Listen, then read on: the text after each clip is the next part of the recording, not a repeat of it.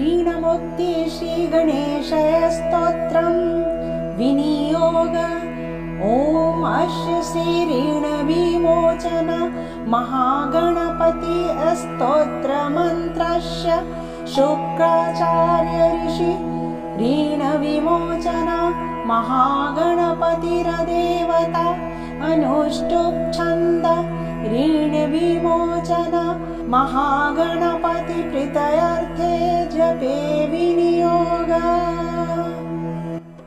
ॐ स्मरामि देवदेवेशं वक्रतुण्डं महाबलं षडक्षरं कृपासिन्धुं नमामि ऋणमुक्तये। महागणपतिं वन्दे महासेतुं महाबलम् एकमेवाद्वितीयं तु नमामि ऋणमुक्तये। एकाक्षरं त्वयेकदन्तमेकं ब्रह्म सनातनं महाविघ्नहरं देवं नमामि ऋणमुक्तये। शुक्लाम्बर शुक्लवर्णं शुक्लगन्धानुलेपनं सर्वशुक्लमयं देवं नमामि ऋणमुक्तये। रक्ताम्बरं रक्तवर्णं रक्तगन्धानुलेपनं रक्तपुष्पै पूज्यमानं नमामि ऋणमुक्तये।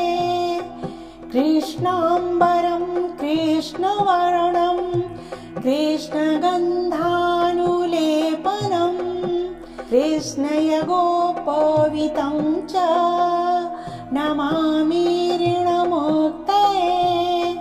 पीताम्बरं पीतवर्णं पीतगन्धानुलेपनं पीतपुष्पै पूज्यमानं नमामि ऋणमुक्तये। सर्वात्मकं सर्ववर्णं सर्वगन्धानुलेपनं सर्वपुष्पै पूज्यमानं नमामि ऋणमुक्तये। एतद् स्तोत्रं त्रिसन्ध्यं य पठे नरः षण्मासाभ्यन्तरे तस्य ऋणच्छेदो न संशयः। सहस्रदशकं कृत्वा ऋणमुक्तो धनी भवेत् इति रुद्रायामले ऋणमुक्ति श्रीगणेशस्तोत्रम्।